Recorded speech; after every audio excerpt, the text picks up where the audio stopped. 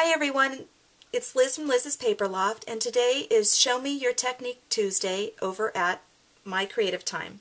So my technique that I'm going to show you today is how to take regular seam binding ribbon and crinkle it to make it look like that, aged. Alright, so here's what we do. First of all, let me find the end. I just had it. Oh, there we go. And I basically do this to create a ribbon or a bow first, and I just fold it over and then go the opposite direction, then fold it back over and go the opposite direction, and make basically two loops on either end, sort of like the ribbon candy at Christmas. And then I'm just going to go ahead and cut it off. Whoops. And then I take another end and I'm going to tie a knot around it. But I'm going to leave a little bit of a tail so it matches the other ones.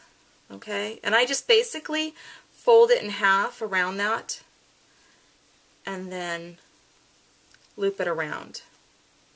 Oops. And pull it tight.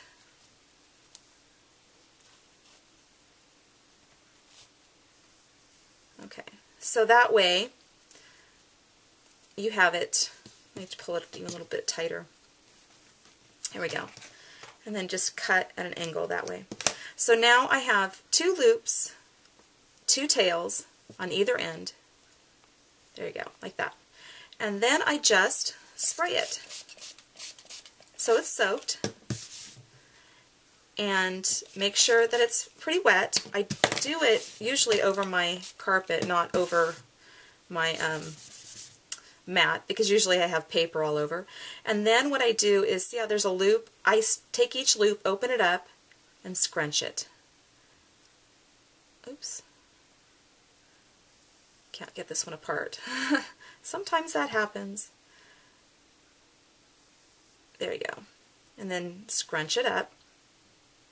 And this dries fairly quick. And scrunch up the little tails. And see, there's another loop. And just open it up and then scrunch it up. If you don't open it up, it just doesn't look right, because then it's just flat. And it doesn't, I don't know, I don't think it has the right look. So, and then open it up and scrunch it. So that's all I do. I do that. And then I take this heat mat, because I don't want to ruin my surface, and my tweezers, and I'm going to hold it. Oops.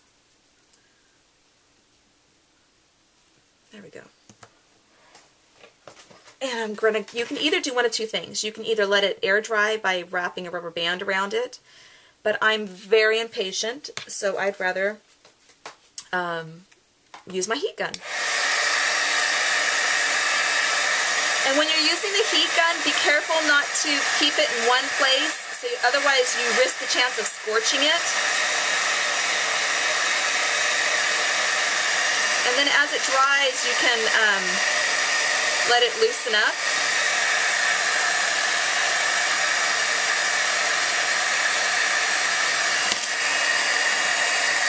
And be careful not to burn yourself. That's why I use my tweezers.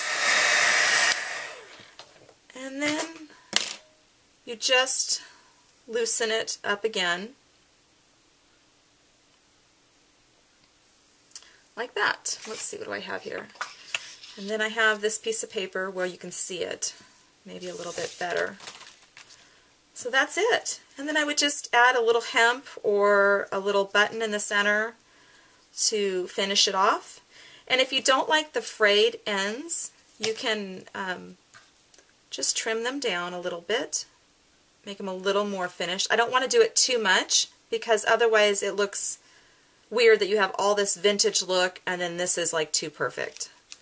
So, and I think when you, and this one's not at an angle, so I definitely want to cut this one. And then you can kind of go like this and it frays it back up a little bit. And this one might be just a tad too long. Oops. So, like I said, see how that's too perfect? Too perfect. Now you just go like this, and now it's not. So, that's it.